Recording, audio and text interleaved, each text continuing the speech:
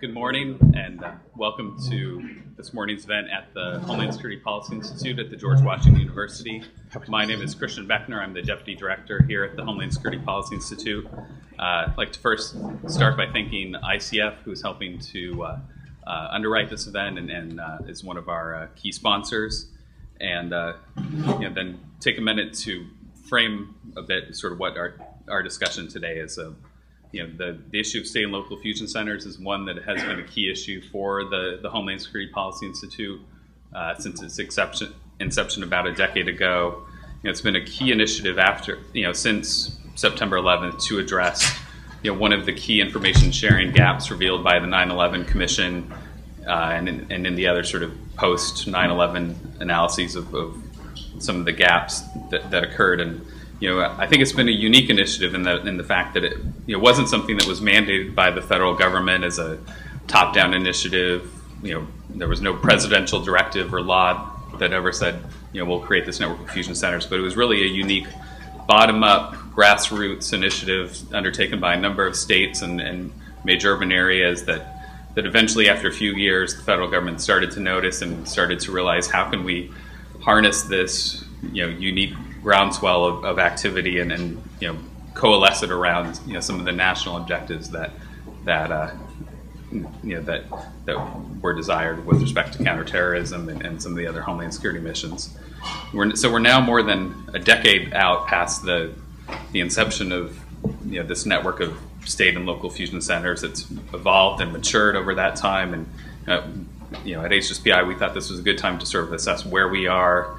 What are the accomplishments that have been made in maturing and building this network? What are the challenges that fusion centers are going to face in the coming years, whether it's related to funding or the support of various stakeholders or their own internal operations? And what can the federal government do to better improve and enhance its relationship with fusion centers, especially given the time of budget constraints that we're facing at the federal level, but also at the state and local level today. And we'll start this event with a panel of experts and practitioners who work on these issues day to day. In the second hour of the event, we'll have Chairman Mike McCall from the House Committee on Homeland Security to come in and talk about a report that the majority staff report that they released this summer, and which I think articulated a very good and constructive set of issues for fusion centers and their federal stakeholders. But let me briefly introduce the panel that we have, and then we'll make this a sort of a moderated discussion, bring in the audience, pretty quick in terms of questions and issues that you want to raise and bring up. But so starting with my left, your right, John Cohen, who's the Principal Deputy Undersecretary at the Office of Intelligence Analysis at DHS, also the Counterterrorism Coordinator for the department. John is a good friend of HSPI and been very involved over the last decade or longer in working with working on these issues back to his time at the state of Massachusetts and in a variety of other capacities, supporting Secretary Napolitano on most of her major information sharing initiatives over the past few years. Next on the panel, Tom Kirk, who's the director of the West Virginia Intelligence Fusion Center.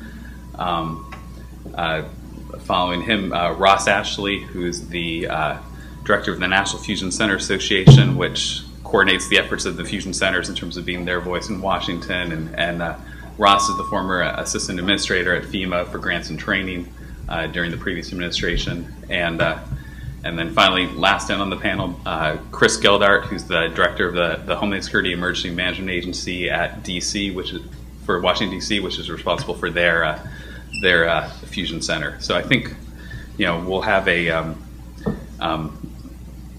good discussion for the next hour, and then hear from the chairman in terms of what he thinks. And so, I guess just to start off, I'll give you the first sort of opportunity to respond to that, John, in terms of maybe your sort of general assessment of how you see where we are in terms of the state of fusion centers. This is something that DHS has reported on and in a pretty comprehensive fashion over the past few years and build up strong assessment capability. And so I maybe just take a few minutes to sort of highlight a few key issues that you think are worth paying attention to. Sure. Thanks, Christian, and thanks to GW for pulling this together today. This is an important and timely discussion, and let me just react a little bit to some of the things that you said. First, a key point that you made is that, and I think this is a point that is lost in Washington all too often, is that fusion centers, state and major urban area fusion centers, are not owned by the Department of Homeland Security. They're not federal entities. They were, the concept was developed at the state and local level to address very important issues at the state and local level, and that those issues were pertain to how can state and local law enforcement, state and local emergency managers, public safety officials, decision makers be more information driven when making operational and programmatic decisions regarding high risk issues affecting their communities, whether it's drug trafficking issues, broader crime issues, counterterrorism issues, or homeland security issues writ large. Law enforcement and public safety at the time period in which the September 11th attacks occurred were going through an evolutionary process outside of those attacks, which focused on allowing them and leveraging resources in a more information-driven way. So the concept that state and locals would champion the establishment of analytic facilities that directly support their operational priorities shouldn't have been a surprise to anybody, though quite frankly, at the national level it was. And part of that was because at the time, immediately following the September 11th attacks, most in Washington viewed the role of state and local governments as simply response to a major incident, as opposed to prevention and protection against. So again, the fact that fusion centers may be all crimes or all hazards, not strictly focused on terrorism as their only activity from a day-to-day perspective, not only shouldn't be a surprise to anybody, but that's the way it's always been. A fusion center operates based on the environment it's located, the needs of the environment it's located in. Secondly, I think all too often, and quite frankly, I think we at the department have done this, we tend to look at fusion centers within the vacuum of the fusion center. And what I mean by that is, from a policy perspective, we see state and major urban area fusion centers as one element, a critical element of a broader information sharing enterprise that operates in the domestic environment, which in a sense is parallel to the platform that's been established and improved upon over the last 12 years to detect threats that may originate abroad. As robust as our intelligence collection and analysis capabilities are within the intelligence community and within the defense community and even the international law enforcement community, that same platform doesn't necessarily have applicability in the domestic environment, or at least in totality. So over the last 12 years, state, local officials, intelligence community officials, law enforcement officials have struggled with what platform is best suited under the rule book that we have to operate under domestically to contribute to efforts to detect threats that may have no foreign nexus, that may originate within our local communities and be directed towards our local communities. So fusion centers are a key part of that. And the other elements of that enterprise are as follows. First, it happens at a national level, where national authorities, DHS, FBI, NCTC, other members of the IC, conduct analysis and develop products for dissemination to state and local authorities regarding national threats of concern. What are we most concerned about as far as how foreign groups or even domestic groups may be operating within this country with intentions to carry out a mass casualty or some other type of act of violence within this country? The second element of this enterprise are the fusion centers. And what they represent is a grassroots analytic capability that's able to take national intelligence and essentially put it into local context. How does this apply? How does this threat apply to my area of responsibility? What would this threat look like if it were to be evolving within my area of responsibility? What are the vulnerabilities within my area of responsibility that contribute to the risk faced by my area of responsibility?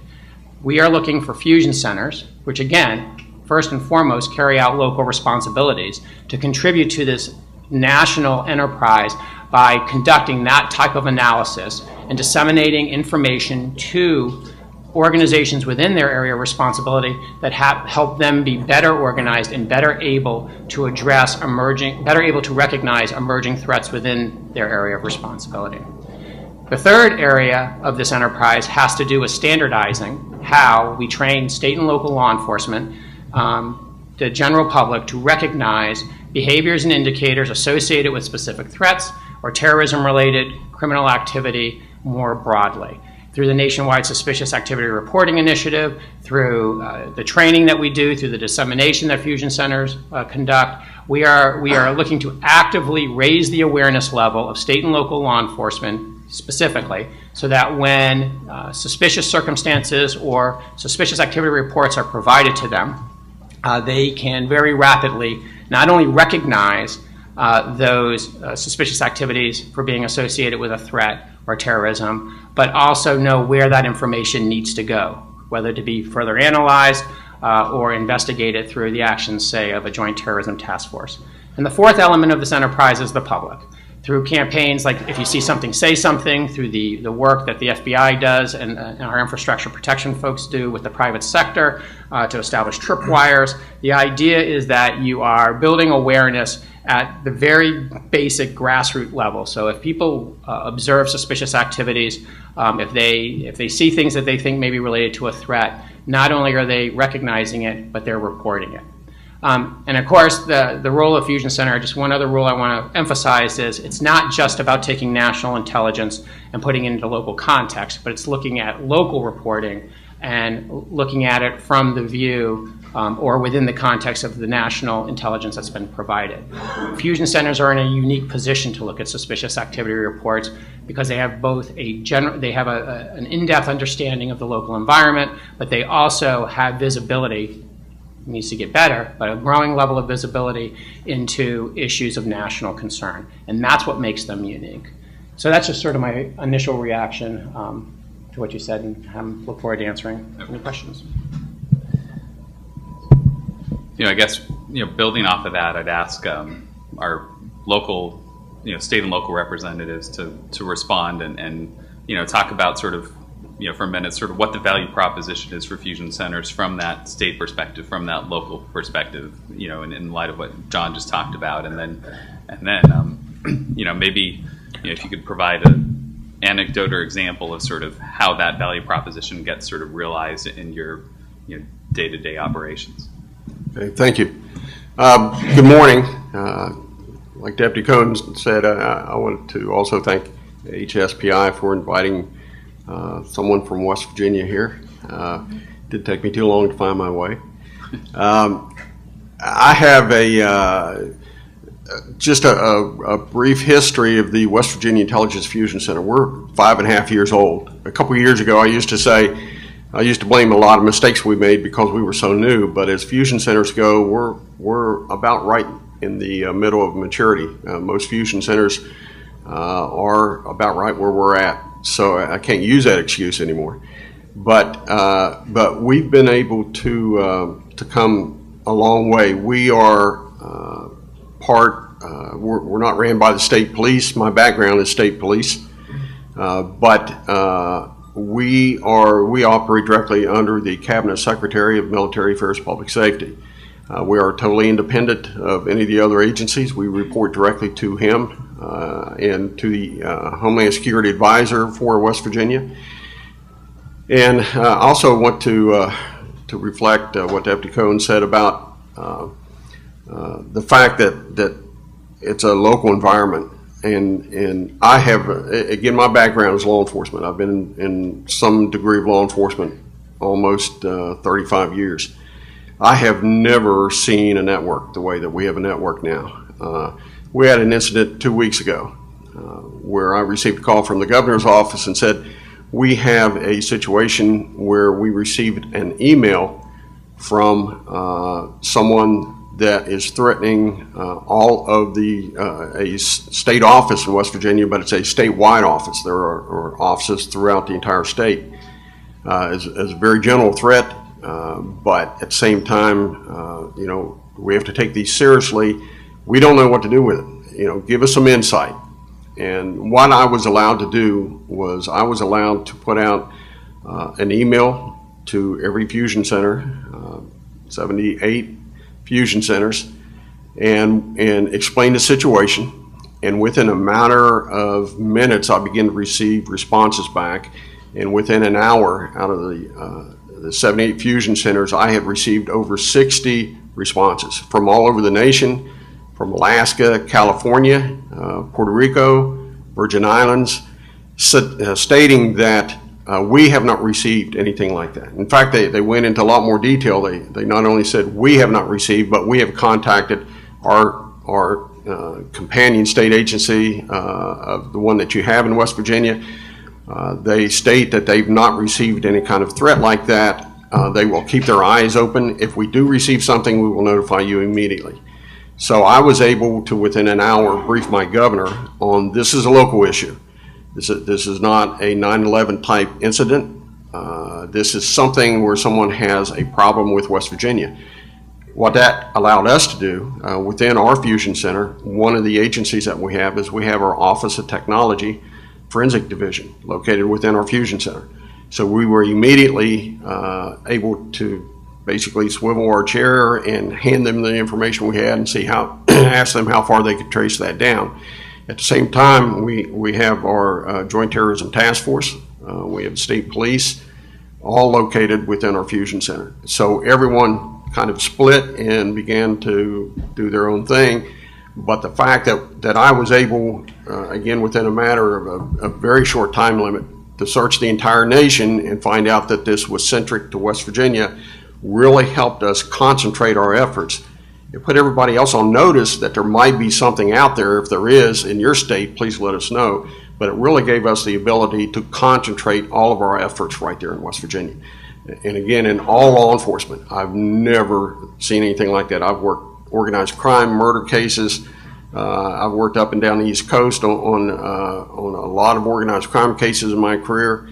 And it was always a kind of a crapshoot when you picked up the telephone to talk to someone, how much interest they were going to take in your case, who it was you were talking to, whether they would actually get back to you. And with this network, that's not an issue. Most of the time when I call another fusion center director, they know my voice because we meet, we talk on a regular basis. So, and there's many examples. I don't want to take up too much of the panel's time. I can just tell you that it works. It really works, and it's something like I've never seen before. We're really proud of our center. We're proud of the network, and we see nothing but good things to happen as far as intelligent-led policing, or again, not reactive as much as being proactive on crime and terrorism. So Tom is being a little modest on this because on this incident, let me just give a couple other details without getting too detailed. While they were running down that threat from the morning, later that day, there was a shooting outside of a federal courthouse in the same state, which got a lot of attention in Washington. People were very concerned because there were some folks that had seen a little bit of the information from the morning, and then having an active shooter type situation outside of a federal government facility within a time window that just was causing a lot of concern. But because of the work that their fusion center had already done, because of the coordination that was taking place within that fusion center, they're not necessarily running the operation, but the situational awareness that they were able to provide national organizations because of the work that they had been doing all throughout the day was incredibly valuable as we were trying to assess whether we had a major extremist type active shooter situation going on, or whether it was a coincidence or what the true story was. So the dynamics that he talked about within his own state, which is replicated across the country, and we see these types of experiences literally on a weekly basis. That is really what the goal was in working with state and local authorities to support these centers. And the goal is actually being actualized and operationalized on a day-to-day basis. Chris, do you want to jump in? Good morning, everybody. The first thing I'd like to say is to thank George Washington University, HSPI, and ICF for bringing us all together to talk about this, get these perspectives out here. So thank you to all of them. Secondly, I'd like to welcome back all our federal employees. As yesterday was the first full commute day, I'm reminded of just how many federal employees we have that work here. So thank you to all of you. A lot of stuff was talked about so far about the fusion centers and the federal perspective from DHS on the need and necessity and goal of the fusion centers, and that's all very important to us. A little bit on the state level, a little bit on my background. I was actually a deputy director of Homeland Security of the state of Maryland some years ago, and helped establish the Maryland Coordination Analysis Center in 2004. And then coming into the job here in D.C. and inheriting the fusion center that Kathy Lanier, the chief of police, had been shepherding along. And I can tell you that the view of sharing the national intelligence information and feeding that process for threats and hazards that are around is very important. But as a local government, as a major municipality, and a state at times, we act as all here in the district, the value proposition of a fusion center goes beyond just that. And for us, and the way we've reorganized our fusion center, and Tip White, who's our fusion center director, is sitting up here in the front row, the way we've organized our fusion center really gets the value proposition for a city, which goes beyond just those national level suspicious activity reporting and things that is, once again, very important. But when you're talking to a mayor about why do we have this center and why are we spending this kind of money on this effort, it's got to go beyond just the terrorism aspect and just the sharing of information back and forth between the federal government and the local or state governments. Hence, the way we set ours up is looking at truly the all hazards aspect of this. We look at everything from cybersecurity to critical infrastructure protection. Many of the things that were mentioned earlier are huge contributors to that. But then also the intelligence-led policing that was mentioned earlier, that's a huge component. But then also doing those strategic products and doing those day in and day out investigation, intelligent information sharing jobs of helping the health department understand what's going on with this new form of cholera or the different diseases and outbreaks that are going on, and where are they in the country, and how is that affecting the district here? Because that leads to a public health emergency potentially. So also looking at issues in the emergency management field. There's so many things that the Fusion Center can do in the way they're trained and the analytic ability that they bring that greatly enhances all of our operational entities. What you'll find in many places where these fusion centers exist and thrive, there's a good, I'll call it a governance board or advisory board or some kind of overarching body that consists of folks from across the disciplines. On our advisory board, we have our chief technology officer, we have our health officer, our fire chief, our police chief, myself from emergency management and Homeland Security, and our Office of Unified Communications, our 911 and 311 centers. That group really are the ones that benefit when you're talking about a value proposition from an analytic capability that can be vested in a major metropolitan area or in a state level. And feeding those constituents with timely, accurate, and useful information, whether it's gained from open source reporting or other means, is pivotal for us in doing our job and making sure that we're looking at all things we need to be looking at across the state. The other thing I would say is the operational nature of the fusion centers is also ongoing, is an ongoing change that's going on. We have things like the Boston Marathon, the Navy Yard here in the district, and what's the role of the fusion center as it goes operational, as the city goes operational and is dealing with things like that? How do they assist in multiple areas of incident command or unified command? FEMA just came out with their NIMS guidance for intelligence and information sharing. I think yesterday it came out. This is the type of thing, that value proposition of that fusion center goes beyond just the sharing of suspicious activity reporting, the training of folks to see something and say something. Those are all real important aspects and are the core foundations of why we have fusion centers. But you really got to have that value proposition to sell a city or a locality and maintaining this type of effort. Thanks. In terms of that value proposition, one of the issues that Chairman McCall and former Chairman King raised in their report is that issue of sort of, how you quantify the value proposition. How do you, show the bang for your buck, to your stakeholders? I think that was that's been one of these challenges, in part because of the nature of the work that fusion centers do. A lot of it focuses on prevention and deterrence. So you don't necessarily know it's the dog that didn't bark in a lot of cases that is the work you've done. But Ross, if you want to jump in on this, and John, feel free to jump in later too. But what's your sort of assessment of where what's being done to sort of improve that assessment of performance and for the key stakeholders, not just at the federal level, but in state legislatures and among the general public as well? First, I want to say a couple of things about these guys that they didn't tell you. Tom Kirk says his background is in law enforcement. He's actually the former superintendent of the West Virginia State Police, so he's not just a former law enforcement guy.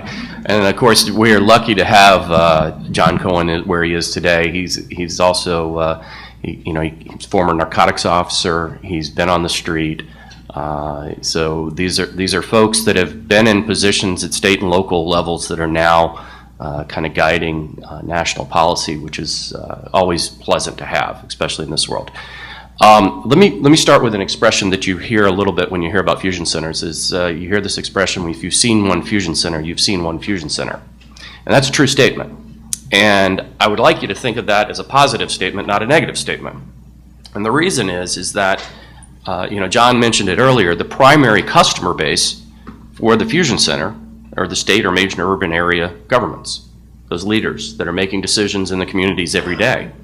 So they organize themselves differently in every jurisdiction around the country. As Tom mentioned, he works directly with the Cabinet Secretary as an independent agency.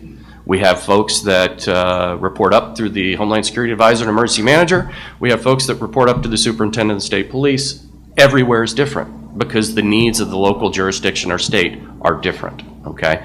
So that's an actual very important thing. But what you will find through that difference is a set of core capabilities. And that's what DHS kind of is the guiding principle, if you will, that goes through every fusion center. There's a set of core capabilities that every fusion center is assessed on annually. And that's very important of that value proposition, but it's only part of it. I'll give you a couple expressions, and I'll use Colonel Rick Fuentes in New Jersey as the superintendent up there as an example. He is constantly asked by local governments. There's 1,800 government agencies inside of New Jersey. It's a weird state. But constantly asked to have troopers put in these jurisdictions to help combat crime. We only have so many troopers. So he's come up with this creative approach of saying, I cannot put more troopers on the Route 21 corridor between Camden and Newark, where most of the violent crime happens in New Jersey. But what I can give you is this resource I have, this analytic resource to all these local chiefs to say, let me help you help yourselves, right? To do intelligence-led policing, okay? So we're finding more and more that fusion centers are becoming successful in two different areas. One in standard intelligence information-led policing, and maturing that level of what's going on in law enforcement here in the country today. So we're kind of a victim of success on that side. We're also a victim of success on the other side in that in our federal kind of interaction with the federal government, it used to be just in counterterrorism. It used to just be, that was the focus.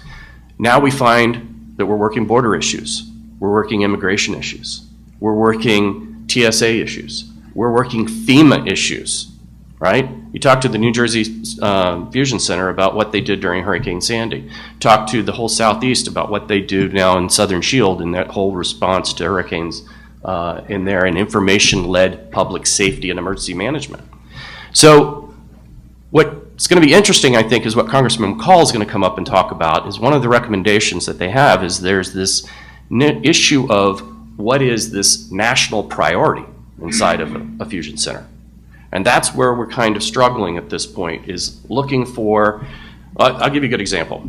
60 Minutes wanted to do a story on fusion centers that John and I were intimately aware of, and that's never a good thing when 60 Minutes wants to do a story on you. So I spent about 2 months with 2 60 Minutes producers traveling around the country and basically sucking up to these guys as much as I possibly could, educating them on fusion centers. And so here you're taking people that don't know anything about fusion centers and bringing them through a process of learning. And when I dropped off the producer right before they decided they weren't going to do the report, and I was relieved, he said a couple things to me. He said, one, if you go out on the street, and I challenge anybody to go out there, even in Washington, D.C., and find 10 people and ask them what a fusion center is, I doubt you'll find one that knows. And that's a problem, okay? The other thing is that he said, I get it that these things should exist, and I get it that my tax dollars ought to pay for them. I expect this to happen in my community. This is why I have public safety and Homeland Security. He says, what I don't get is that how much of it should be from my state and local tax dollars and how much of it should be from my federal tax dollars. And that's where we struggle today. And what is that federal nexus? I used to tell people I carried around the Constitution with me all the time. Now I've got an app for it, right? Everybody's got an app for it. But it does say provide for the common defense in the first line. It says promote general welfare, but it says provide. And the former Homeland Security advisor from the state of Alabama says, well, that makes this a federal responsibility, right? Because here's the biggest challenge, the metric piece. You can't do the federal terrorism stuff without doing the public safety side. There's not a magic piece of terrorism information out there that you can go pick it out and say, that's it, let me go transfer this to DHS and problem solved. You have to look at the whole domain. You have to look at the driver's license information. You have to look at LPR issue. You have to look at suspicious activity reports. You have to look at all of this information and combine it together to find out if there is a nexus, okay? That's, kind of the main purpose that the fusion centers have. Now, what has happened since the inception of fusion centers is that a couple different things. Tom mentioned this horizontal sharing. That's relatively a new event in the last couple years. And that is a large part been supported by most of the federal agencies here. We've got a lot of great partners here in DC, from PMISC to DHS, FBI, and the DNI's office. Believe it or not, we actually work with the Director of National Intelligence Office in facilitating that horizontal sharing, which has become very important. And I'm going to end with one last thing, and what Vernon Keenan says when we talk. And Vernon's from the state of Georgia. And what he says is the director of the Georgia Bureau of Investigation. And he says, if the federal funding were to go away tomorrow, my fusion center will still be here. We can't afford not to have it. The local jurisdictions rely on it now. Again, that victim of success. But what will go away is that national coordination, that national nexus, that ability to be able to look across fusion centers, to pass information back and forth, and we'll lose that connection. So as we look at metrics, DHS, if you look at what they do with their critical operational capabilities, assesses a very narrow aspect of what a fusion center does. But it's the aspect that is important to the federal government. And what I think gets lost is when people see that sliver, they don't see the totality of everything else that's going on. And that's where I think a little bit gets lost in the shuffle there. So let me end one last thing, where we're going, all right? The idea of analysis inside of fusion centers has been around since the beginning. But we're finding with this horizontal sharing, we'll find an expert in Washington State on international human trafficking over international ferry systems. Well, I don't need that expert everywhere. What I need is the ability to reach out to that expert if I'm in West Virginia and share analysis, share tradecraft. So we're getting beyond the point here, and a lot of this is being helped out through PMISC, through Shemender's office, is instead of just sharing information, if you remember from third grade math when you come up with an answer, but your teacher would say, show me the work. This is about show me the work. Let me take that tradecraft from that expert in Washington State and run it on my own data. Let's get beyond just sharing data to sharing the methods by which we come up with answers. All right? So that makes the network exponentially that much more powerful. So that's where we see ourselves going. So anyway, I'll end with that. John, did you want to say anything? Ross made a couple key points, and I just want to sort of emphasize them a little bit in a very disjointed way. Most of us up here have been local cops, and I think it's important that when you look at fusion centers, you need to look at them not just from the perspective of how the federal government deals with problems, but how state and local law enforcement or state and local governments deal with problems. Counterterrorism, as a specific issue, is not something that local law enforcement deals with outside of the construct of how they deal with day-to-day crime. It's integrated into it. So as you have police officers working with community members to identify and mitigate emerging risks within a community, it's within that construct in which local authorities deal with counterterrorism. We have, for decades, dealt with major issues of national import, whether it's transnational drug trafficking or human smuggling or other types of issues that are important to the federal government, but also have implications from a state and local perspective. But we've dealt with them through the development of multi-jurisdictional task forces, plus very basic local law enforcement activities that are designed to prevent violence in our communities. So when you're evaluating the value added of a fusion center, to simply look at it from the perspective of the federal government's approach to dealing with problems gives you what I would, in this setting at least, describe as a very flawed perspective of the value proposition of that analytics center. As Ross said, you have to look at it within the context of the value added that analytics center is not only providing local jurisdictions, but providing local jurisdictions by enabling them to incorporate into their day-to-day service delivery model activities that are intended toward preventing violence from occurring within a local community. Just to expand on that a little bit, I think one of my responsibilities at the department has been both to lead our CVE efforts, our countering violent extremism efforts, and the efforts of the department dealing with mass casualty active shooter events. And we have done, in both of those efforts, which started off as two separate efforts, done quite a bit of analysis of mass casualty attacks that have occurred within local communities, whether the target's been a school, a government building, a movie theater, a Navy yard. What's interesting from that, and it really is causing a shift in thinking at the national level, where mass casualty attacks seem to be categorized and prioritized based on the motive of the offender. But when you look at that same dynamic from a state and local perspective, motive is interesting. It's a key part of your prosecutorial strategy, but from the standpoint of prevention and response, motive is not all that important. State and local authorities have a responsibility to prevent mass casualty acts of violence in our communities, regardless of the motivation of the offender. And quite frankly, will use, in general, the same strategies, whether the individual preparing to carry out an attack is motivated by a workplace grievance or an ideological grievance. So through the work with fusion centers, what we are seeking to do is to examine these past acts of mass casualty attack, look at them from the perspective of how a state and local would look at it versus how perhaps a federal authority would traditionally look at this, and identify behaviors and indicators regardless of the motive of the attacker.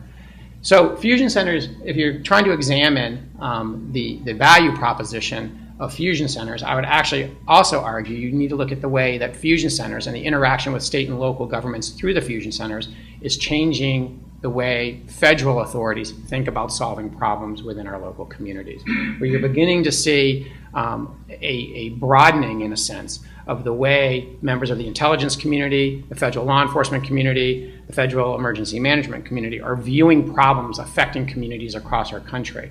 And as we enter into, as you alluded to earlier, these increasingly challenging budgetary times, figuring out how to incorporate some of these national responsibilities into day-to-day service delivery is going to continue to be where we focus our attention. And I think that's one of the ways you need to, when you're evaluating the value added that comes from these interactions, you need to factor that in as well. Christian, I just want to add one quick thing that none of us mentioned and we should have is the notion that every fusion center has an federally approved DHS and FBI privacy policy, right? So if you think about this from a civil rights, civil liberties kind of issue, right, let's put a different hat on here for a second. Having these powerful analytic entities that can look through and mine through all this information is not all appreciated by everyone, okay? And it has to be done in an extremely responsible way. And one of the things I think Fusion Centers does is it pulls this information, it pulls the people together, and it holds them accountable under a policy. Are they going to make mistakes? Yes. But the good news about that is you'll know where the mistake is made, and you can correct the mistake. Vice, if we were trying to do this out there with 18,000 some odd law enforcement agencies without any kind of common set of standards of how to do it, we'd probably be in a worse situation than we are by putting them together and training the people the right way to do it. I'll ask a final question, then we'll open it up to the audience for questions. But one of the the questions that you frequently hear asked about fusion centers is, do we really need 78 or 79? I forget where we are even in last count.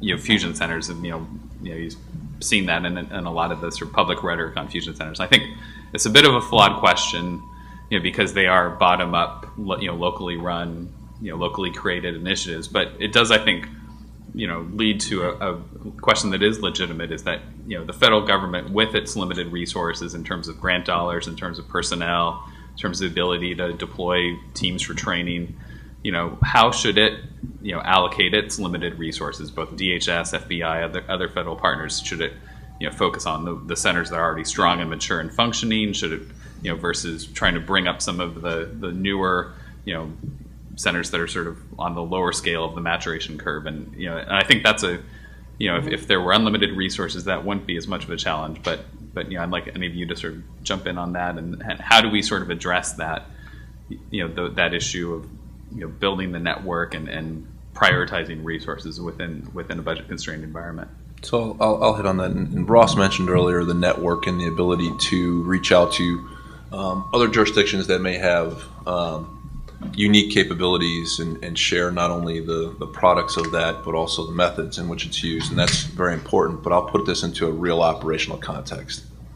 When we were running the Navy Yard and we were in the middle of the response to the Navy Yards, a lot of information is coming out from the scene, and a lot of misinformation is coming out from the scene. And one of the things, and I'll let Tip talk to any particulars on this if he wants to, but one of the things Tip was able to do with our Fusion Center was very quickly get out to the network. Here's what we know. Here's what we think. Does anybody have any additional information?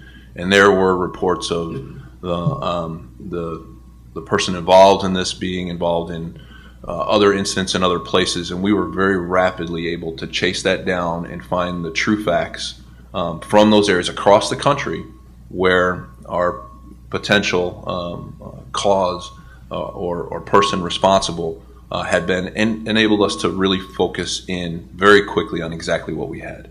And if we didn't have that outreach to the other fusion centers and that proactive feedback from them, because we didn't go out and say, hey, we heard maybe something's happening in Colorado or LA, they called us once we put the information out on the network.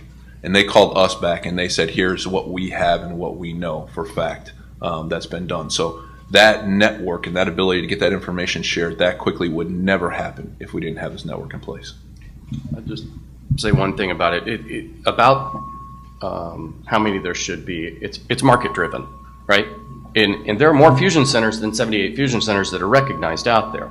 There's a Northeast Florida Fusion Center in Jacksonville. There's not one of the, but they exist and do the same thing. So it's a market-driven thing. Now, that's from the state perspective, because that's in the local perspective, because that's how they were founded, right? If there is a need, they will create one. And that need will be a state and or local need. What DHS has done, and John can speak to it probably more eloquently than I can, is derived a set of what's called a resource allocation criteria, which looks at it from the federal perspective and says, I can afford to do X. Well, my first priority are my primary fusion centers. The one the governor says, this is my main one, right? Or the mayor says is the main one. Then there are designated fusion centers that coordinate with the primary fusion center. Those will be your urban area ones where you may have San Francisco, which is a big major urban area that has the Northern California Regional Intelligence Center, but then you also have the State Fusion Center in Sacramento. So that becomes the second level.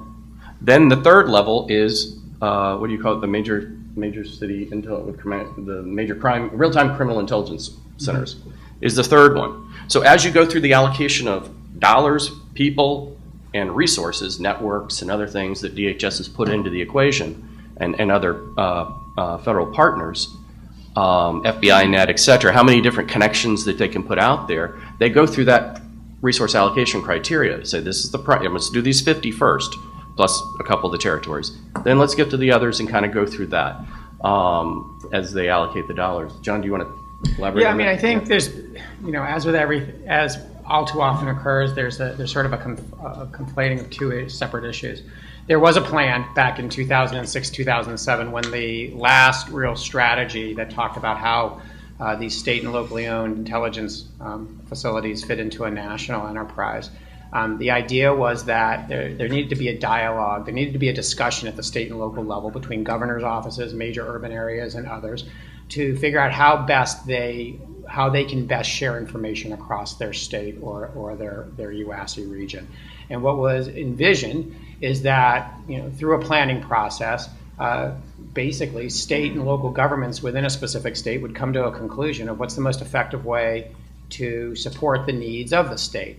And whether California, feels that their needs can be best addressed through multiple fusion centers, and other states can feel that their needs can be best addressed through a local center, that really is a discussion and a decision that needed to be made by state and local governments. And so that's why I think you see variance across different states. They have had these discussions and they've come to those conclusions. So when I get asked on the Hill, well, is 78 enough, or should there be 83 or 63? That's not for me to say. What is for me to say is where we invest our resources. And so we have a process in place that Ross alluded to, where based on our assessment of priorities from a Homeland Security perspective, based on our understanding of the risk and threat environment, the threat and risk environment, we make a determination where to invest our resources, people, connectivity to classified and unclassified systems, and the other things that we do outside of the grant process to support operationally the activities of a fusion center. Now, I've been in this new job as principal deputy of INA for a couple weeks now, and I can already tell you that one of my priorities will be to increase the number of analytic personnel that we put out in fusion centers. I think it's important. We have mainly intelligence officers right now. They in a sense, are ombudsmen for DHS, and they provide broad support to fusion centers. But one of the areas where I'd like to see the department engage more actively with fusion centers is in integrated and joint analytic activities. And you do that by putting more analytic resources in the field and working together with the analysts in the fusion centers. But again, we do have a process for figuring out, based on our limited resource base, where the best investment is.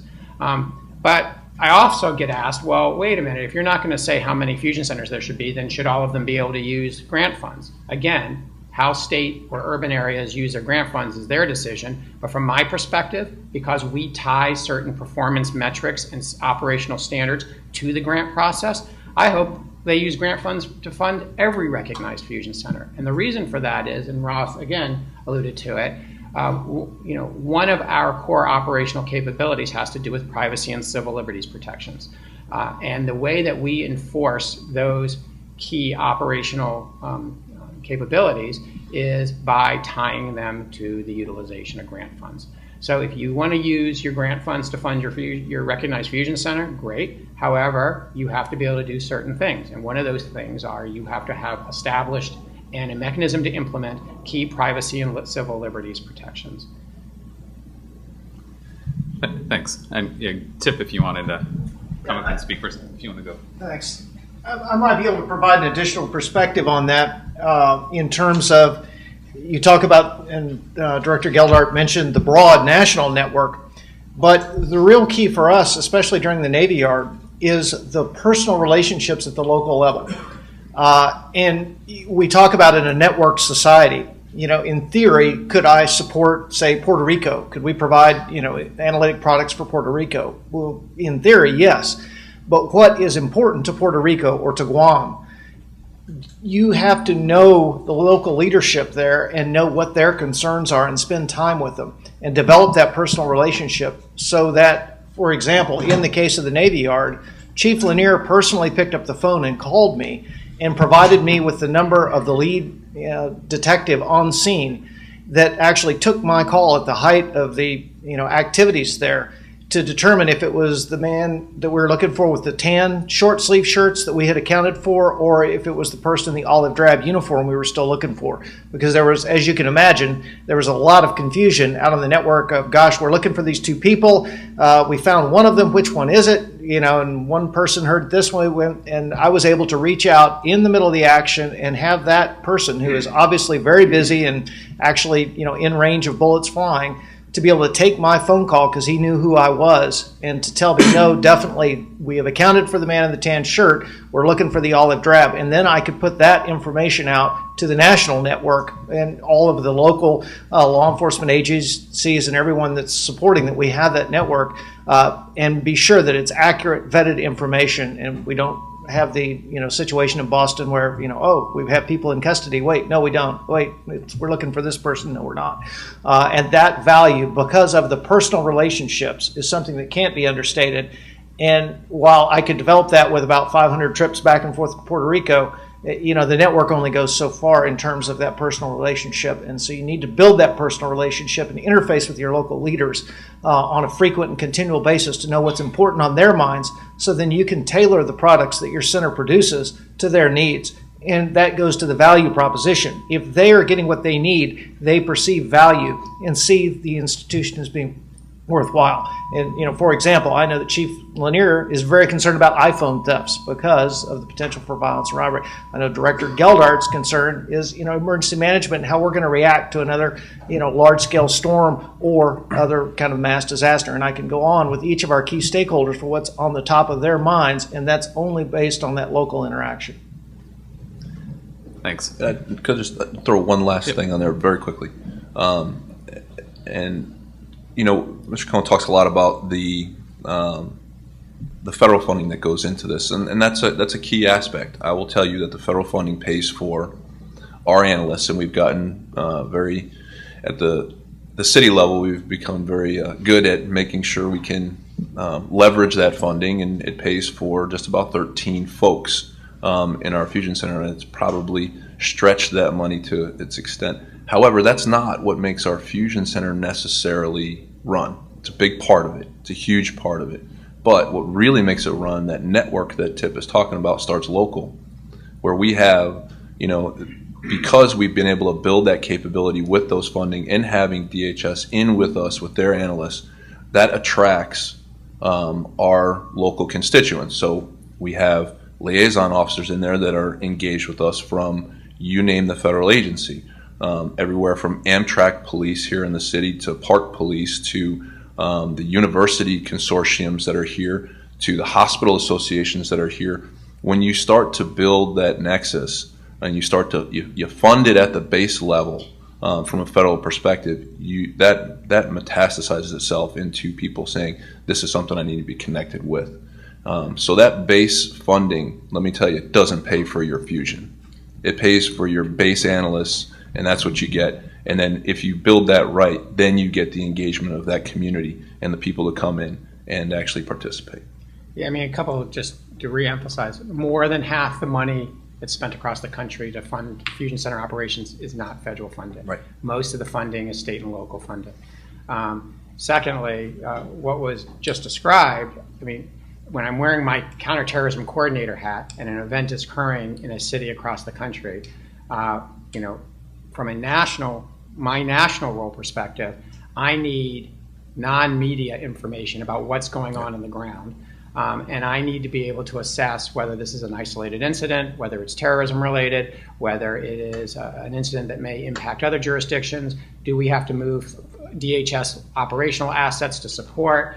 And so the relationships that's built through the Fusion Center, which is one of my primary reach out points, touch points, to get that ground truth, is invaluable. Now, I don't know how you measure that from a performance metric perspective, but I can tell you from the standpoint of having situational awareness about an emerging event and having to go brief the secretary, talk to the component heads at DHS to figure out whether we need to move Coast Guard assets, ICE assets, CBP assets, whether we needed to close down additional federal buildings, whether we need to start doing things in other cities. It's the information that's coming out in essentially real time based on the relationships that are built within the Fusion Center environment that is more valuable to me than almost any other mechanism for gaining that type of situational awareness information.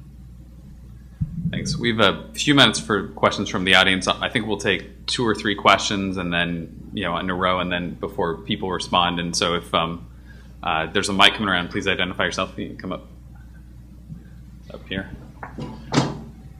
It's coming.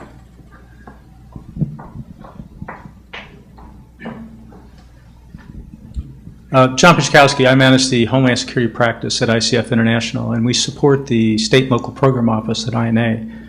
A question that's of interest to me is it's been very gratifying to watch the maturity of the state and local Fusion Center program. I mean, a tremendous number of very talented people have built that program, and Deputy Cohen, your appointment, I think, speaks volumes about the administration's focus on this, and I think you're saying all the right things, and I can see Ross nodding all the time when you speak, so I don't know if he has his hand up your back or not, but certainly you've been there and done that, so I think you appreciate what these folks go through and the importance of the dual mission. In that regard, I think as I watch the maturity of state and local fusion centers, there's some things that I think still can be done at the federal level to help with the better integration of national level programs with the information sharing environment in state and local fusion centers that we haven't yet fully capitalized on. One is in the area of infrastructure protection. And I do work with the Naval Postgraduate School where we work with governors and their Homeland Security staffs. They often bring their fusion center directors there appropriately. And as we talk about critical infrastructure protection, there are some that don't quite fully understand the nature of infrastructure interdependencies. They're more keyed in on the investigatory aspects of fusion center operations and the analytics than they are necessarily in the context as much as they might know about their state. And one of the core capabilities that were identified several years ago, and I helped to develop them, was to assist fusion center analysts with better understanding critical infrastructure protection, the implications of interdependencies and the vulnerabilities, because then they would understand 2 sides of the equation. One, the bad guy, and of course, what the bad guy may try to do. And in those jurisdictions where they have the understanding, like has been described, like in New Jersey, I think that they're able to provide a tremendous amount of value add to even things like disaster response and recovery because they understand the infrastructure so well. More importantly, they're an asset, I think, that can inform the governors as they consider risks across the state and the allocation of state resources, or a major metropolitan area is considering, do I spend money on violent crime and gangs or do I invest in my fusion center? So the first part of that question is, how do you see that maturation relative to critical infrastructure protection and IP and the issuance of the National Infrastructure Protection Plan that's in rewrite right now? The other is there are programs like the Domestic Nuclear Detection Office, for example, where a tremendous part of the nuclear detection architecture rests on intelligence information sharing. My observation is that fusion centers are not yet as fully plugged in to that environment as possible. So as you look across the milieu of DHS agencies and the interaction that they have, whether it's Customs and Border Protection, DNDO, or IP, what do you think that DHS can do to better integrate those efforts with your own and INA and advance the importance of state and local fusion centers? So you hit on a lot of key issues, and I'll try to hit them really quick without keeping everybody here or delaying Chairman McCall's speech. No, you're absolutely right. And whether I look at this from the perspective of INA or from the fusion centers, simply replicating threat-related analysis that takes place in other places across the federal community. I don't see that as being the sweet spot either for INA nor the fusion centers.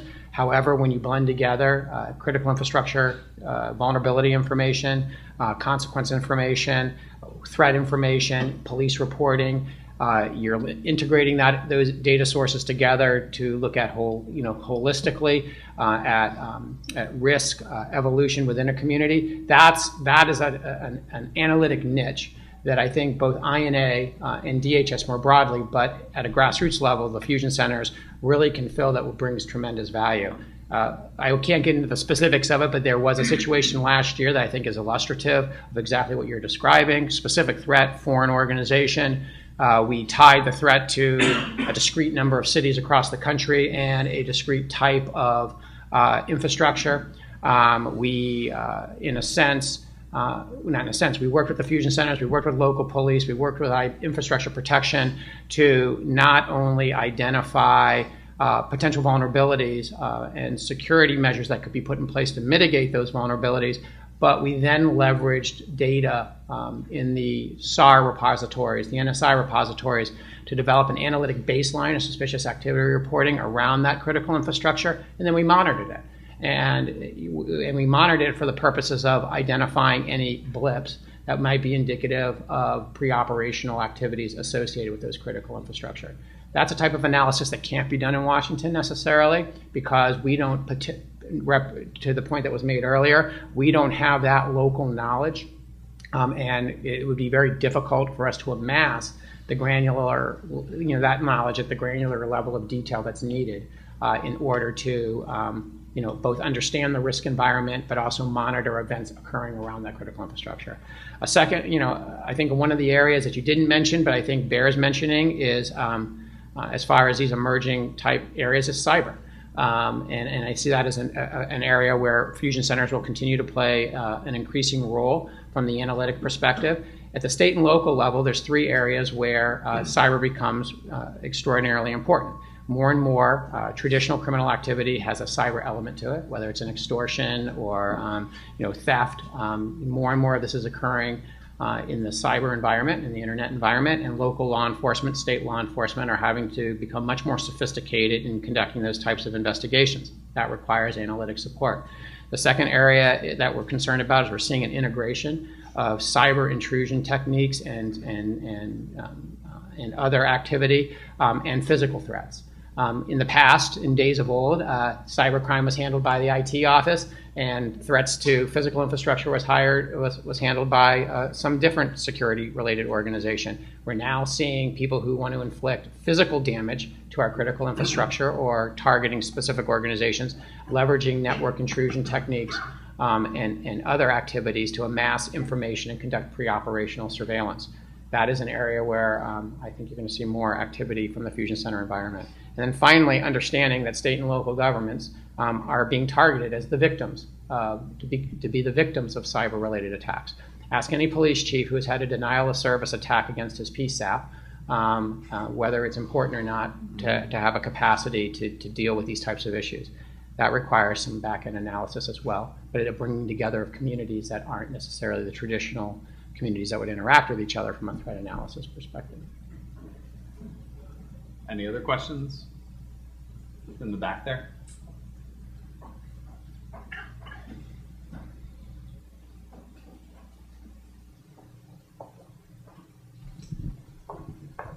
Thanks, John Mueller from Ohio State. You talked a lot about process, could you talk a little bit about results, particularly within the terrorism area?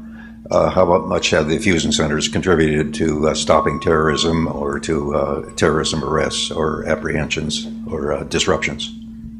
There's one key person I'd love to have on this panel, and you could probably look up, there's an article he published. This guy's name's Jim Davis. He was the SAC in Colorado during the Zazi investigation. He's now the Commissioner of Public Safety, I believe, for the state of Colorado. And he's talked often about the Zazi case and the role of the kayak out there, the Colorado Fusion Center, in its role in investigative support to that case. The FBI and our Joint Terrorism Task Forces have the primary operational responsibility for finding, prosecuting terrorist cases. Fusion centers, think of them as analytic support, the ground truth. What is, the FBI has limited resources, so the fusion center is being able to provide those investigative support resources there in the analytic support. So I'll just point you towards that one. And John, if you want to mention anything more recent, one more. 2 days after the takedown of the bin Laden facility, there was information that was flowing from special operators on the ground halfway across the world, and mayors and governors were being briefed about a specific threat that took place. Now, I grew up in that community on the military side, and during Panama and all of that, never before would any of that have happened. So when you talk about specific threats moving from shooter to or special operator to governors and mayors about specific threats, that's an incredible capability that's out there today that never was before. And going to Tom's example of negating information, the amount of money that is saved on negating information is amazing. And I know we've got limited time here, so I will... I'll just add, there's multiple examples where the analytic activities of a fusion center have contributed to disruption of attacks. There's an example in the Pacific Northwest where individual contacted a local police detective because of the initial analysis analytic support provided by the fusion center. They were able to connect what appeared initially just to be a gun acquisition case to actually a plot to carry out an attack against a DoD facility. There was an event not too long ago, several months ago, where an individual reported information to a Texas police department. That Texas police department developed a suspicious activity report based on the report. The fusion center in Texas conducted analysis, which ultimately led to the disruption of an active plot to target a law enforcement facility by an anti-government militia group. There has, in most of the major disruptions you read about in the news, there has been a role that's been played by the Fusion Center, which works in most areas of the country in a very complementary fashion with the JTTFs. So, I mean, there are multiple examples where the analytic work, the access to local, native, local, statewide information repositories have provided an asset to federal authorities as they've sought to work collectively to detect and disrupt these types of plots. In some cases, the Fusion Center has to beat down the door of some of our federal partners. I'll use the San Francisco incident where they disrupted the gentleman who wanted to blow up the Bank of America and Federal Reserve. Was started with a suspicious activity report from a Fusion Center. Well, I think welcome Chairman McCall here, and I think we'll wrap up the panel and thank our panelists for a great discussion, and looking forward to part 2 of this event. So, thanks.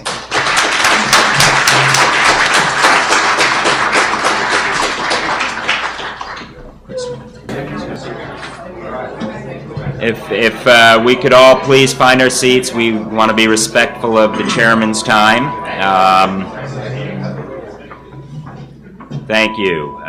Building on the session earlier this morning where we heard from the front lines and we heard from some of the state and local Fusion Center directors, and both from the production side and from the customer side, the consumers and users, thought it's only appropriate to now feed into the broader oversight function and role. I have the privilege of welcoming back Chairman Michael McCall to George Washington University. He has been a tireless champion for Homeland Security issues, counterterrorism issues, and law enforcement issues for a number of years, long before he was elected to Congress. He is serving in his 5th term, if I'm not mistaken, and was tapped to become chairman of the House Homeland Committee in 2013. Prior to being elected to Congress, though, he has an incredible background from a law enforcement perspective. He was chief of the counterterrorism and national security at the U.S. Attorney's Office in the Western District of Texas, the fine state of Texas, where he represents the 10th District. And in that capacity, he oversaw the Joint Terrorism Task Force, better known as the JTTFs.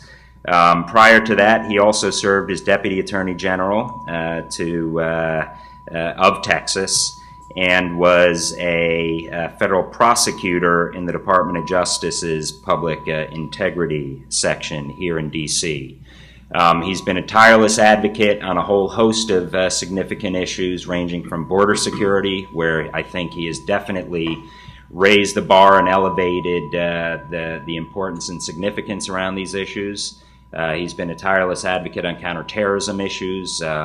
I've had the privilege of being on the other side, taking questions from him as chairman on a few occasions, and can tell you that his work there has been yeoman's work. It's been incredible. He has also been a huge champion long before it became the flavor du jour on cybersecurity issues. He co-chaired a CSIS study that I think drove the agenda for the incoming, at that point, President-elect Obama to prioritize cybersecurity issues. He's passed legislation, which is very a rarity these days, given not a whole lot of legislation moves. But he has been successful on the cyber side and will continue to be successful going forward. And most importantly, in terms of today's discussion, he also oversaw an investigation that started under the chairmanship of Peter King, but followed up under Chairman McCall on the fusion centers. It was a robust investigation, and he's going to share some of the findings. It was released in July. And Mr. Chairman, the floor is yours, and thank you for joining us again. Right. Thank you. Thank you, Frank. Frank is an Auburn fan, and he was giving me a hard time about the football game last Saturday against A&M, where Texas A&M actually lost. But we won't talk about that a whole lot. When I first got this chairmanship, I went to New York. Football is undefeated. We don't have a team. So. That's all right. So when I first got this chairmanship, I went up to New York because I thought it was important that I, express my concern, and New York is always going to be the top threat in the nation. And I had dinner with Ray Kelly, who I know was up for possible nomination for the secretary. I didn't get it, but a great guy. And we were having dinner, and he said, "Tell me about your family." I said, "Well, I got 5 kids. I got teenage daughters and triplets. They're 12 years old." And usually they ask me about the triplets. But he said teenage daughters. He said, I got a couple of those. And so there's a difference between a teenage daughter and a terrorist? I said, "No, sir." And he said, "Well, you can negotiate with the terrorist." And that kind of sums up my life right now. The McCall House is very busy, and a lot of Homeland Security issues as well. I usually don't give prepared remarks, but this is kind of really, it's very detailed and kind of in the weeds, and I just want to kind of give these prepared remarks. But I do want to thank Frank and the Christian Beckner and the Homeland Security Policy Institute for inviting me to speak on this important issue.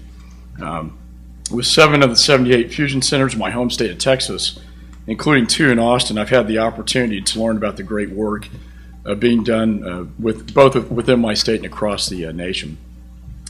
Fusion center structure and maturity varies widely across the country. And I've come to believe that fusion centers are important assets that serve not just local communities, but the nation as a whole. And before I discuss the fusion center specifically, though, I'd like to take a step back and talk about information sharing more broadly. Information sharing is one of several interdependent pillars of national security. We can have the most sophisticated technology that money can buy. We can and do have the best agents and analysts in the entire world serving in our intelligence community. We can collect all the information necessary to detect a threat, but if the information isn't shared and the pieces aren't put together and action is not taken, this pretty much amounts to nothing. As chairman of the Homeland Security Committee, the horrifying truth of what can happen when information isn't shared is constantly in the forefront of my mind. The terrible events of September the 11th, where nearly 3,000 people lost their lives, is a prime example. The 2009 attack at Fort Hood, where Nadal Hassan, who was reportedly in contact with Al-Qaeda in the Arabian Peninsula's Anwar al-Awlaki, opened fire, killing 13 people in my home state. And as we've seen in Boston recently, where the tragedy may have been prevented if the FBI had coordinated better with the Boston police. In these cases, information was available, but not shared, and tragically history unfolded. In its report, the 9/11 Commission said the biggest impediment to all source analysis, to a greater likelihood of connecting the data, is a human resistance to sharing information. It's kind of a cultural thing that we've seen, particularly in the FBI. And I believe that's true. We've seen historic change and unprecedented sharing over the last 12 years. But this is a battle that we continue to fight amongst ourselves. The 9/11 Commission recommended the establishment of a government-wide trusted information network. That network must include robust partnerships across all levels of government. And the program manager for the information sharing environment, Mr. Paul, I think appropriately refers to an information stewardship model of sharing, where information is treated as a national asset rather than owned by hoarding by the individual agency that collected it. My wife was an intelligence analyst at the Naval Intelligence and the CIA, and she said, information's power. And because it is power, there's a reluctance to share it. And I think that still, unfortunately, is still true today. Far too often I hear stories of agencies withholding information from one another. And far too often I hear that information isn't flowing freely between all levels of government. Far too often I hear that the information and expertise in the state and local fusion centers isn't being fully utilized. In 2001, the terrorist threat to our homeland came primarily outside of our borders and was generally centralized with Al-Qaeda in Afghanistan. On a sunny morning in September, Al-Qaeda operatives plotted and trained overseas, came into our country, conducted the worst terrorist attack in American history. The greatest arsenal against this continuing threat is the United States intelligence community.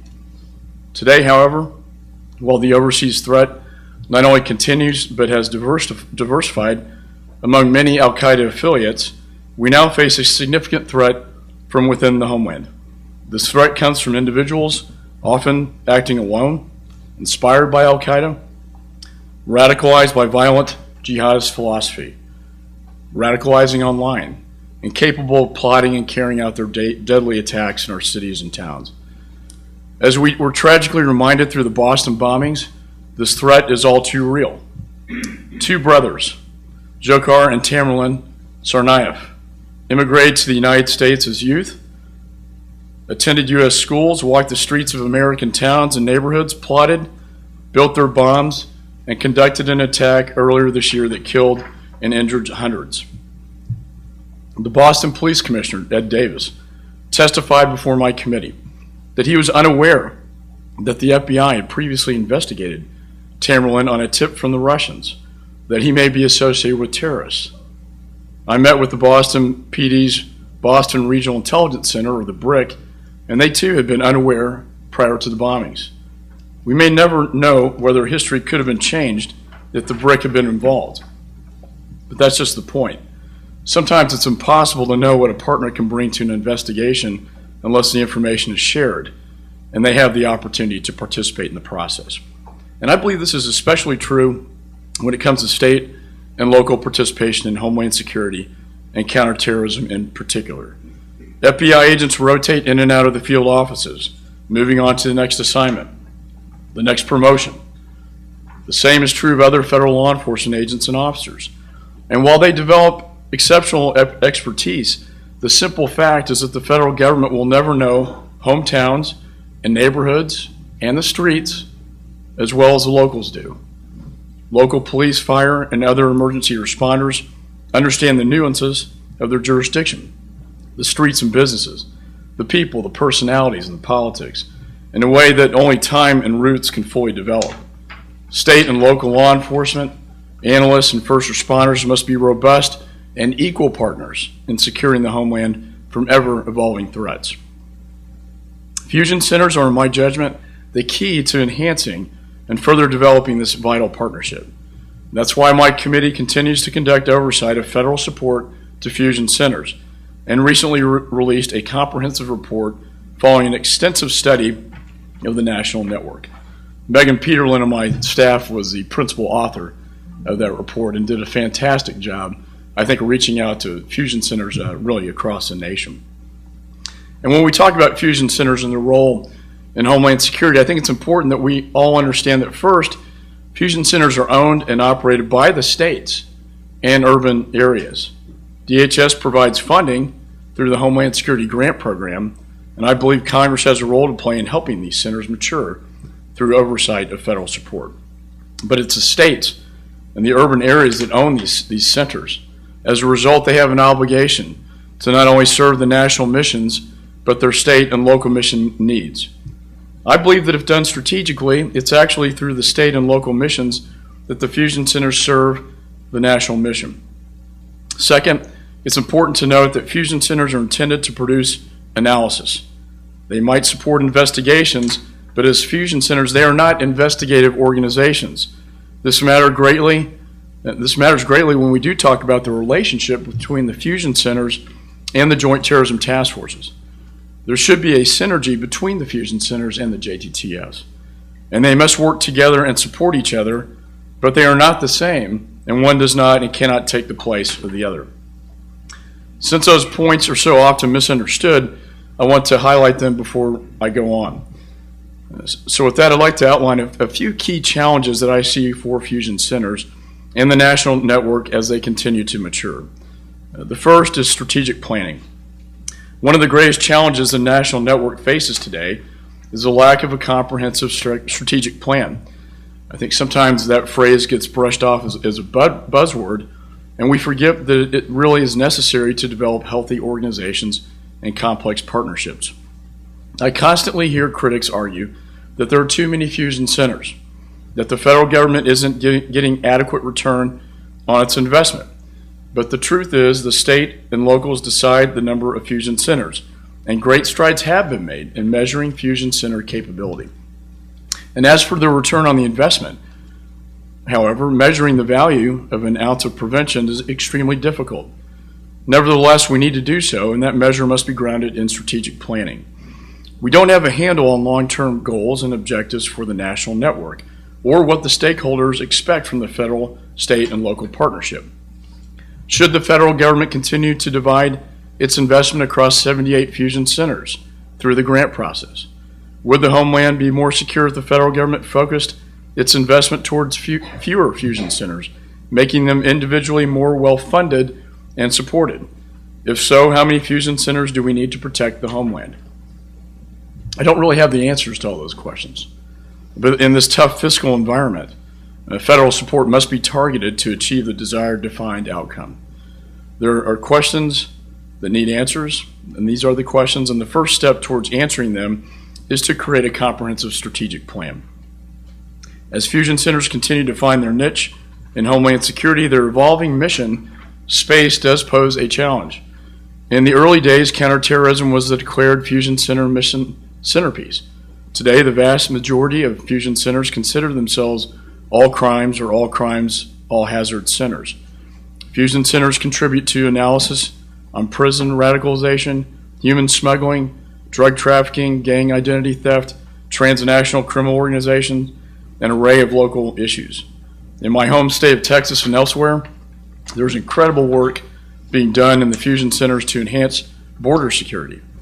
Effectively growing into an all crimes, all hazards mission requires increased partnerships, particularly with emergency response agencies outside of local law enforcement.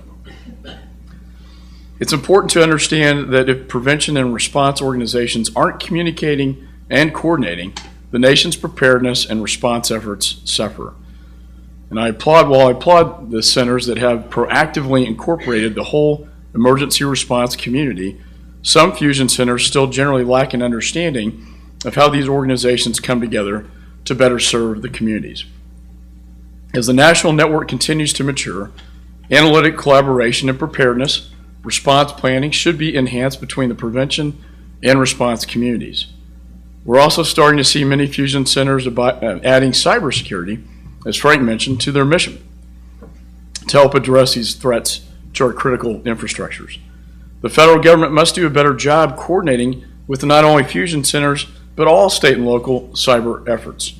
In particular, we need to understand how fusion centers do and can play a role in cybersecurity and assist in maturing these efforts in a coordinated fashion. In 2003, a contingent of northeastern states established the Multi-State Information Sharing and Analysis Center, or the MS-ISAC. Serving an operational function, it is the primary vehicle by which the federal government shares cyber-related information with the states. This includes best practices, security advisories, malware analysis, forensics, code analysis, and mitigation recommendations in the event of a cyber attack. However, fusion centers could play a larger role in working with the state and local governments to better coordinate cybersecurity policy planning, communication, emergency response, and recovery, similar to a sector coordinating council as outlined in the National Infrastructure Protection Plan. My committee will be working with DHS, looking into how enhanced fusion center cybersecurity capabilities could increase coordination with cyber incident response efforts. Another challenge I see is training and workforce development. No different than our need to develop the intelligence community workforce, we must continue our efforts to improve the expertise of state and local analysts. DHS provides analytic training, but fiscal and logistical realities do limit its availability. Not to mention that some of the mature centers are ready for more advanced training that just isn't widely available to them. Building a comprehensive Homeland Security analytic architecture requires that analysts across all levels share a common language, and the federal government must lead the efforts to establish that language. That said, training is only one part of developing the fusion center workforce.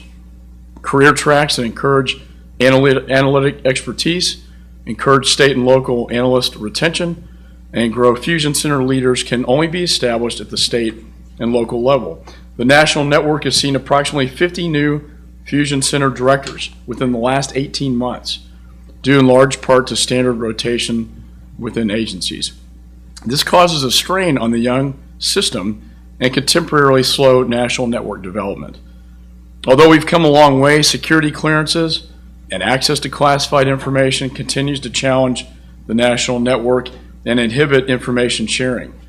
And I want to applaud DHS and DoD's efforts to improve access under the Homeland Security Data Network's whitelist and challenge them to continue these efforts. However, greater access to DoD and DHS information is simply not enough. Through my committee's investigation into the Boston bombings and our work with the fusion centers, we've identified a significant gap in state and locals' lack of interest to the FBI's classified Guardian system. Increased access among state and local fusion center personnel would, in my judgment, serve to greatly improve information sharing and the partnership between the FBI and state and local law enforcement. We found that access to this system is hit and miss across the country and simply not acceptable. On the issue of security clearances, we've come a long way, but we're still not where we should be. Higher level clearances are still inconsistent among fusion center directors, and I believe this makes our communities less safe. These directors must have a thorough awareness of threats that could impact their communities, and that can't happen if the FBI isn't able to share threat information due to classification restrictions. Similarly, the Memorandum of Understanding signed between the FBI and JTTF participating agencies expressly prohibits information sharing without the FBI's approval. This is an extremely important point when we look at the Boston case and what could have been done to prevent it. It's my understanding that negotiations are occurring within the FBI to adjust the terms of this MOU and that to be able to share with the police officers that are on the JTTF with the police chief himself. Ed Davis was unaware, completely unaware, of Tamerlan, the investigation, and the Russian warning. But that change is only occurring as a result of these tragic bombings in Boston. Improvements to information sharing can't continue to be so entirely reactionary. The MOU was known to be dangerously restrictive long before the Boston bombings, yet the FBI continued to err on the side of holding information close rather than sharing it broadly with law enforcement partners. I've heard stories of threats even to fusion centers themselves that weren't shared with the fusion center personnel. It's been 12 years since 9/11, and yet we continue to see this pattern of withholding information. It simply can't continue. No single agency can do it all to protect the homeland. It must be a true partnership between the FBI, DHS, fusion centers, and others working together to share information, to identify threats, and take action. Switching gears, I've mentioned several times that my committee has conducted and is conducting an investigation into the Boston Marathon terrorist attack. It's relevant to this topic, and I want to take this opportunity to let you know that we are preparing to release a report with our findings and recommendations as early as the end of November. My committee will do its part to help oversee the necessary changes and strengthen Homeland Security. I began talking to you here today about information sharing gaps. One of the biggest takeaways from our investigation is just that. Tamerlan's travel to Russia should have raised red flags. It should have triggered greater scrutiny. And it may have if agencies had effectively shared that information. The Boston Police Commissioner, Ed Davis, should have been made aware of the tip from the Russians about this possible terrorist threat in his hometown of Boston. Massachusetts' 2 fusion centers should have been made aware of Tamerlan and the Russian warning. They should have had the opportunity to search their records and keep an eye on the situation, but that never happened. Homeland Security is a national responsibility. Even the American people themselves are asked if you see something, say something, and fusion centers are a real vital part of that enterprise, and in many cases have already developed this expertise.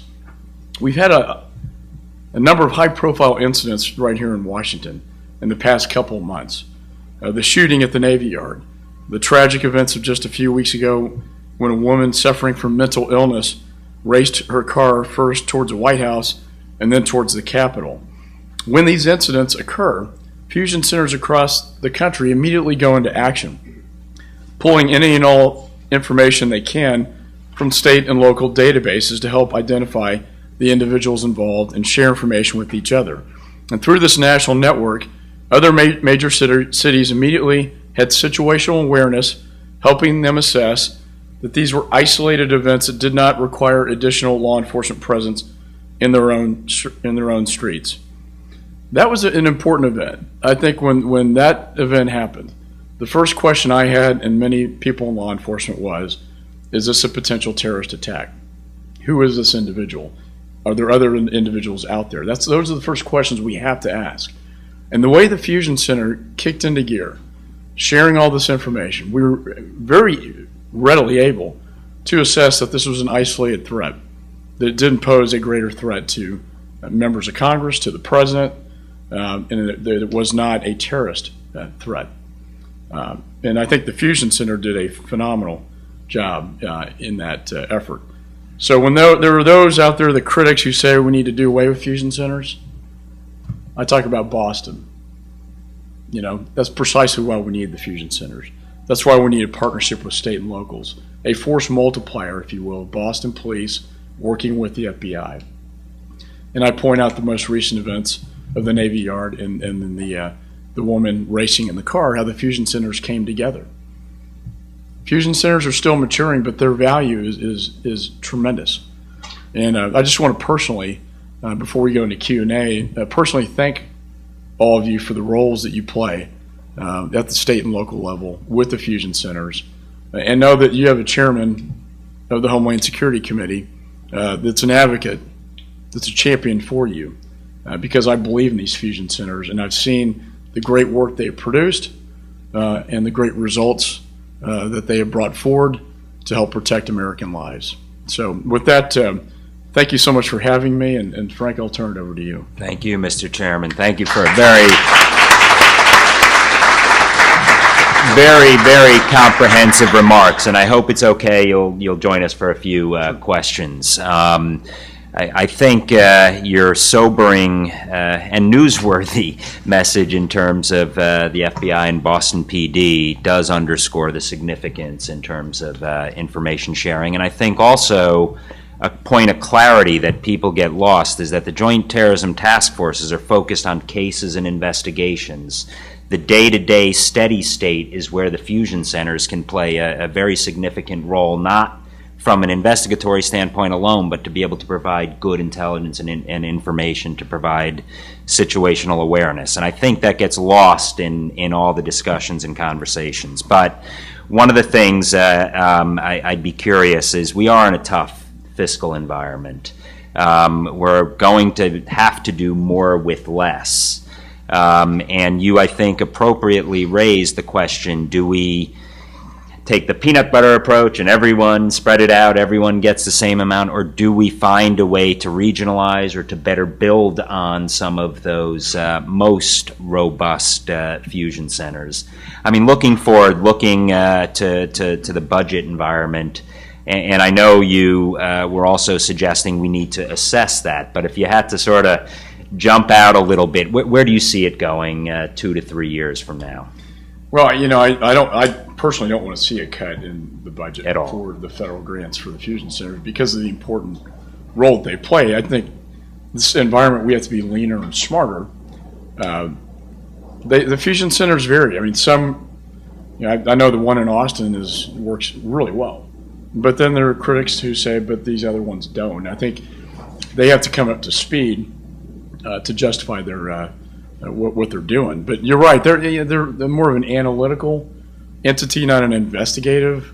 So when I just talk about the role between the JTTS and the fusion centers, that's kind of the distinction. And we need both, and right? you need both. And I think you need a fusion center does analysis, and a JTTF. I've worked with the JTTFs in the FBI, and it's purely an investigative arm. But when you have an event happen and a crisis happen, you need the analytical capability to scrub, backgrounds, data, who are these individuals, and that analysis comes out of the fusion centers, which was very valuable. Again, with the recent woman driving the car in Washington, unfortunately, it wasn't tapped into in Boston. Yeah. And I think anytime, particularly if you have a foreign country, threat warnings from foreign countries regarding potential terrorists is not a common event. It's a more extraordinary event, and I don't think it was taken as seriously as it should have been. And it certainly should have been shared with the local police, who are really the eyes and ears. They know the streets, they know the people, and so do the fusion centers. The brick in Boston, or Massachusetts, Correct. certainly should have been tapped into to scrub this individual for any information they had.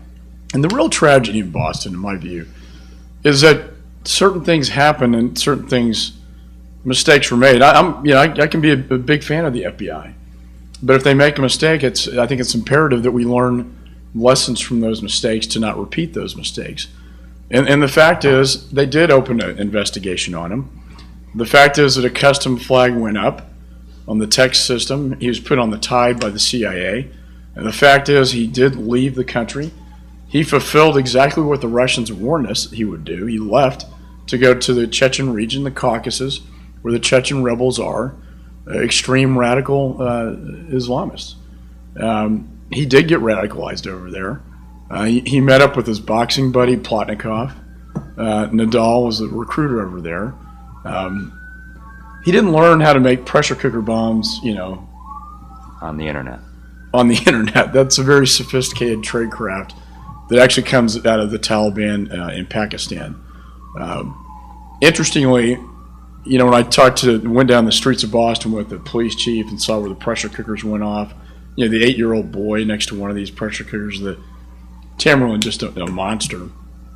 And then the Watertown police, 3 police officers that were heroic. They'd never seen a gunfight in their career. And suddenly they got the 2 biggest terrorists since 9/11 stumbling into their neighborhood, into their beat. A firefight ensued. Tamerlan was a great shot, and he hit police officers right in the chest multiple times, but they had their vest on. He started to throw pipe bombs at the police. When I went to the scene just months after, there were still bullet holes in the fences and windows, windshields busted out. They shot Tamerlan 8 times. He was dragged by his brother about 10, 15 feet by the car. Tamerlan's still fighting. He's been shot 8 times and dragged 15 feet by a car. To show you what a monster he was, they handcuffed him and threw him in the ambulance. But everything in his head is gone. We don't have that in intelligence.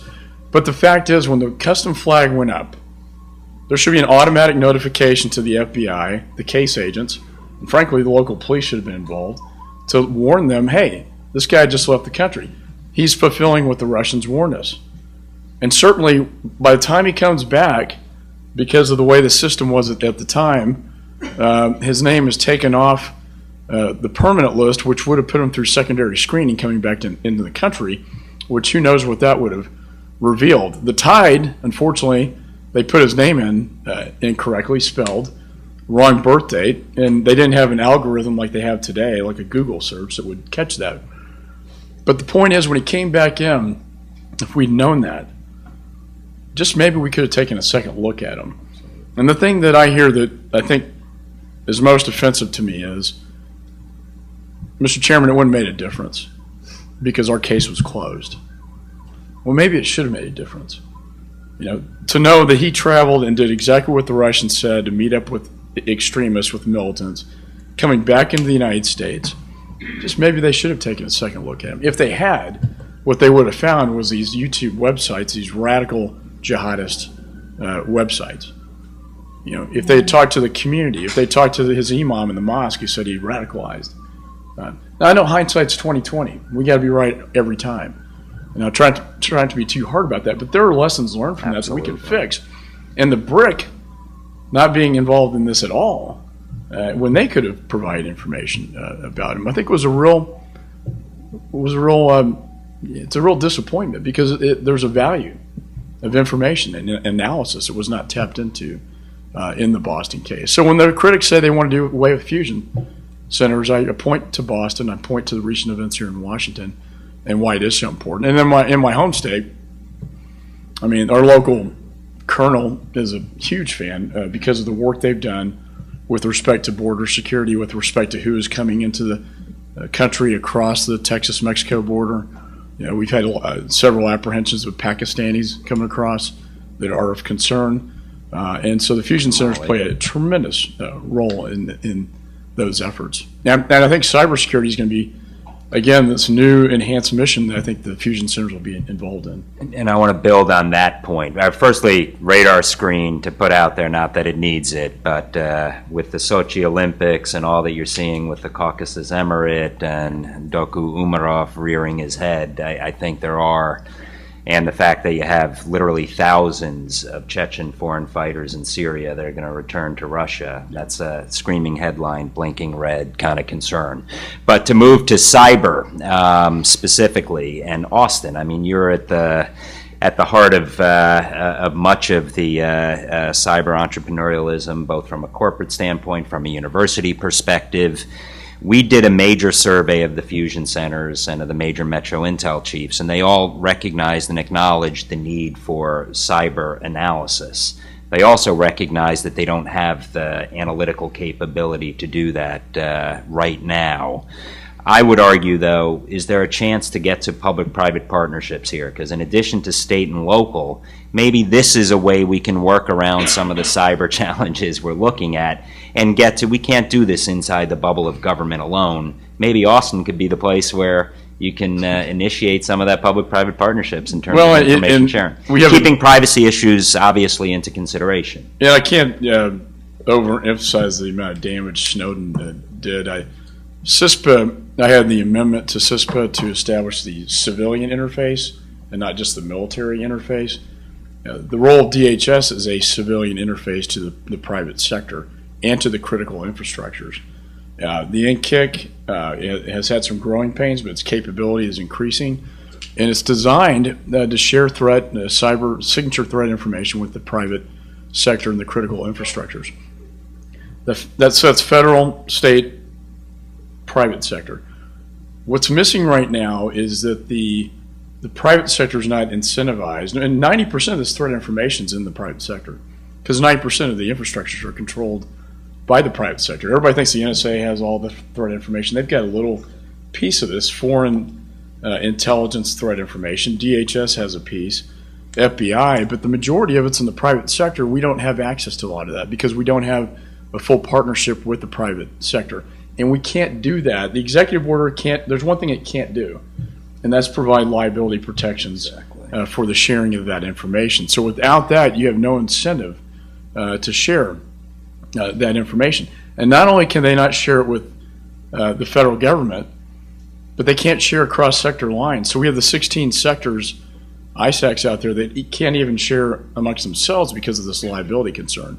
Our bill would put the 16 ISACs on the floor of the NCIC with liability protections so they can share not only back and forth federal government to private sector, but also amongst sector lines, the 16 sectors. I think that would go a long ways in protecting what I see as a growing threat. We talk about the Syria. I mean, there's a lot to be concerned with there, and the training and recruiting, and of course Chechen rebels are there, but so is Al Qaeda, not to mention Hezbollah, and a lot of West. It's all culminating in Syria, this Sunni Shia conflict and the Arab Iran, relationship or lack thereof, hatred, but when I look at the cyber threat, when Iran hits Aramco in the Saudi Peninsula and knocks out 30,000 hard drives, and then simultaneously hits the financial institutions in the United States, which are under attack on a weekly basis. They just can't talk about it because of the liability issues. But they're getting hit by Iran constantly. Yep. And there are other nation states out there that are preparing these kind of attacks. And the top military command will tell you this is one of their biggest fears right now, because our offensive capability is extraordinary, and that capability turned against us. You have the theft of IP, you have espionage that China's engaged in, stealing our Pentagon blueprints, but the final threat of shutting things down is the one that really concerns me the most. Something that could provide a shutdown of the power grid in the Northeast. Something like Sandy on that scale, but a longer-term disaster. And Sandy was about a $60 to $80 billion disaster. A cyber attack could cause even greater damage. And so it's something that I'm really trying to work with DHS to upgrade their capability, but we also need to pass this bill to provide that liability protection that's so important. I second that based on every conversation I've heard with the private sector. We have time for a couple of quick questions. Please identify yourself if you have a question. Chuck. Chucky Witt, Lafayette, we provide the staff support for all of the chiefs of the big cities. Frank, thank you for today. Mr. Chairman, I just wanted to corroborate additionally that you're absolutely correct about where the major cities are in their negotiations with the FBI. We are meeting with the new director this month, and we have transmitted to him a list of specific reforms and changes to be implemented in the MOUs for all of our 66 large cities, each of which to realize the objectives you have articulated today, and based upon lessons learned from Boston. So you were spot on with every point, and we appreciate what you do. Well, thank you. And when I talked to, when I went up to Boston, I met with the FBI SAC, with Ed Davis, with the DHS officials, CBP, and Ed Davis just said, it was just embarrassing to me. More than anything, he said, I was just embarrassed that I didn't know about this guy and that he was on the radar screen and he fell off of it. And the fact is, you're right, without these MOUs, the police officers on the task force can't even share that with the police chief, which is really kind of crazy. And I think that's something I've been pushing the FBI to change. And I will tell you, Davis has said, look, since you started your hearings and investigation, it's changed a lot of things dramatically in terms of the FBI's sharing of information. I've been on the inside of this, and I know the mentality is, look, we're the counterterrorism experts. These local guys don't know, that we can't risk sharing this with them, and they're going to talk. And but the fact is, the state and locals can be a force multiplier. That, like I said, they know the streets. There are 12,000 FBI agents. There are 36,000 New York police officers. And they talk about the resource issue, but the state and locals can be a force multiplier. And so that's why the police chiefs, every one of them, sent a letter to me and the chairman of the Intel Committee saying, please support these fusion centers. And all 50 states, the colonels of the respective DPSs have sent letters of support. That's pretty strong politically. I would encourage everybody out there to continue that type of advocacy, because that's a pretty strong statement when you have every police chief and every member of Congress has their local police chiefs. Absolutely. Thank you, Congressman. We will be meeting with them and reporting back to you on our progress. Thus far, the Bureau has indicated their willingness to make all of the changes that we have requested in the MOU, and we'll advise you of our progress. And Art Azevedo asked me to say hello. Art has a veto. Okay, tell him I said I too. Andy. And I'm glad to hear that, because this exercise I'm engaged in is not it's not so much about gotcha politics. It's what mistakes were made and what can we do to fix that in the future and better protect the American people. So, Andy Robinson with ICF. I'm going to take it up a level. Congressman, we have some government workers here today and government contractors. Wondering if you can give us a view into the next 6 months of what happens in December, any legislation that might get passed in our near future. Thank you. Are you talking with respect to the continuing resolution? And yeah, that would be among them. Yes. Yeah, I'm not chairman of the budget committee, so it's really not my area of expertise. But I want to punt the issue entirely. I was on a lot of these Sunday shows talking about Boston and Syria, and then this thing sucked the oxygen out of it's really sucked the oxygen out of all the other issues. There are a lot of other important ones, but this is extremely important. I was at our conference sitting next to Paul Ryan. He's working with Patty Murray in the Senate. We've seen the select committee, super committee before. I don't know if they're going to be able to reach a compromise. I'd like to see a longer term solution, not deal with this problem every 2 months, because it's highly destructive. I wasn't a big fan of shutting the government down. I think it was a mistake. I think it frankly blew back on my party. And certainly defaulting on your debt is a very dangerous thing to be talking about. I do think if there's a way to, when I look at Homeland Security and you look at the budget, about a quarter of the budget is discretionary.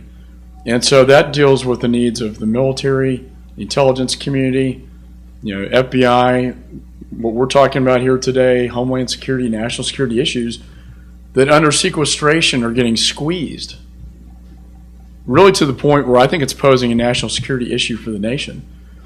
And it's sacrificed on the altar of mandatory entitlement spending. And we got to talk about, we have to be adults in the room and realize, what is this budget pie? What does it look like? When 3/4 of it is mandatory entitlement spending, it's not sustainable. And we just hit a $17 trillion debt. $17 trillion that we're going to hand down to our next generation, unless we can get a handle on this. We think we need to reform these programs to save them. We think the current path is really unsustainable. And the longer we fail to address that issue, the more we're going to continue to squeeze out this discretionary spending that, quite frankly, is going to hurt things like what we're talking about, fusion centers. It's going to hurt our national security interests. It's already damaging our military, which I think under the Constitution is our number one, providing for a common defense.